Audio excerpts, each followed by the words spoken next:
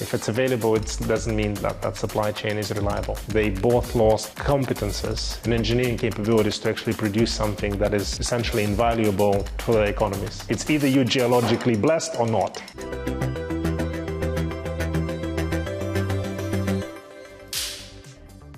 Today on The Big Question, I'm joined by Kanat Shalapayev, Kazakhstan's Minister for Industry and Construction, to discuss the role Kazakhstan could play in Europe's green future. Welcome, thank you very much for joining us. Can you explain exactly what heavy rare earth elements are and why they're so important? And rare earth is a bit of a misnomer, right? Because they neither earth nor rare. Lithium, for example, right, is not a uncommon element, but economically extractable lithium is quite rare. The materials are particularly critical to green transition. That's one thing. And the other thing is, of course, they're heavily used in the electronics manufacturing. According to a study by Brookings Institution, in 2023, China was producing about 60% of the world's rare earth elements and processing kind of 85 of them. What do you think is the current problem with relying so much on one country?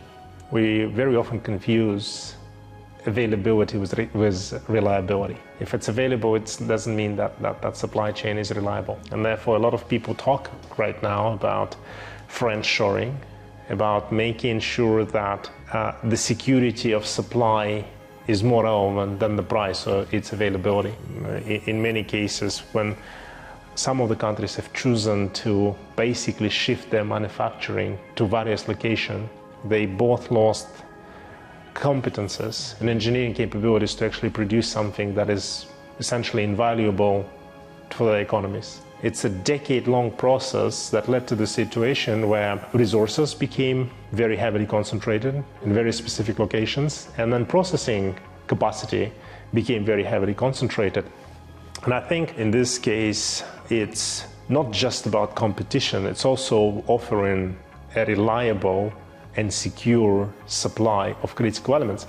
If you think about European Union, I think out of 30 odd elements on the European critical mineral lists, Kazakhstan has 17 or 18. But it's not just we have them in the ground, we are actually able to produce them.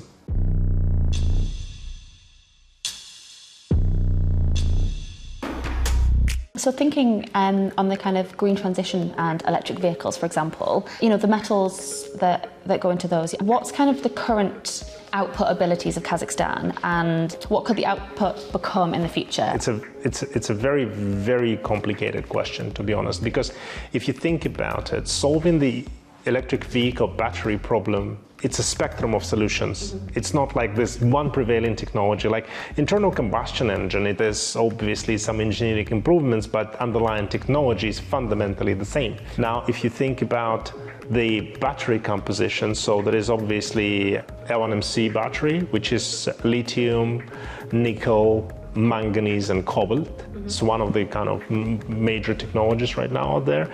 Then there's an LFP battery, which is the lithium, ferrum and phosphate. The metal composition is of course relevant, but getting it to a state where it can be used in a battery, that's processing. It's a technological process. Take manganese. In the LNMC battery, in order to produce the battery, you need high purity manganese sulfate. And we're already producing this in Kazakhstan. And right now we're basically expanding our capacity to potentially about 10% of the global manganese sulfate market. It's a precursor for a battery.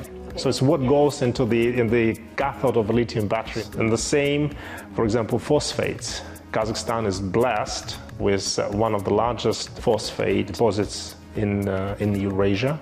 We're already using them to produce fertilizers, but we want to expand the product lineup to include the battery-grade materials. It's now enhancing that processing capability, and luckily for us, this is one very big distinct quality of the Kazakhstan's mining sector.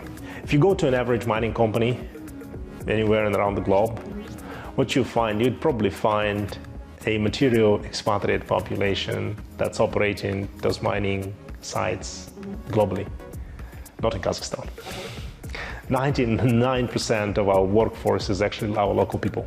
So mining sector right now employs about 200 20,000 people in Kazakhstan, and majority of them are from Kazakhstan, and it always surprises our international partners when they come in and visit our mining sites and where's your expatriates? Well, we don't need any because we have retained a lot of competences and developed a lot of competences over the years. And mining engineers, geologists, they're all homegrown talent. There's universities who prepare them in Kazakhstan.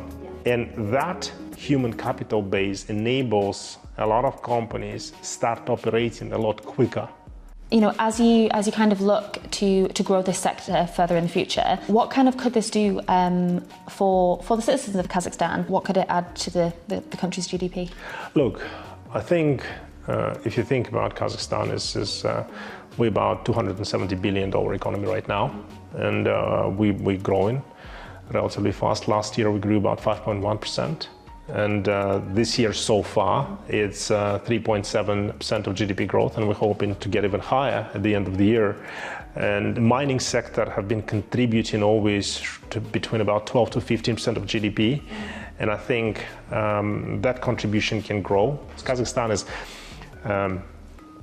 is exporting 400,000 tons of copper and a lot of the concentrate as well. If we extract that concentrate and then export it abroad, some value will be lost and retained by the country who is processing our concentrate. So we want to basically be able to process the concentrate, and if we move from concentrate to copper and then to some ready-made goods out of the copper, it also increases the value that's retained within the country. Yes. And I think that's kind of the ideology that we're pursuing when we look at the expanding contribution of the mining sector to the GDP. Last year, the geological exploration in the country attracted about $200 million of investors' money.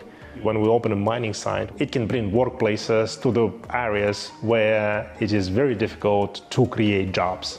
So particularly in Kazakhstan, which is basically has got this vast territory, 9th largest country in the world, not very dense population. So we create opportunities to boost the regional economy specifically, not like just looking at the central cities like Almaty or Astana, but our long-term vision is, of course, to deepen the value chain, to make sure that local content is used by the mining companies, and to ensure that we go from less complicated products to more complicated products. Yeah. Okay, yeah, brilliant. Well, thank you so much for joining us today. It's been fascinating to talk to you, and I really appreciate your time. Thank you. Thanks. Thank you.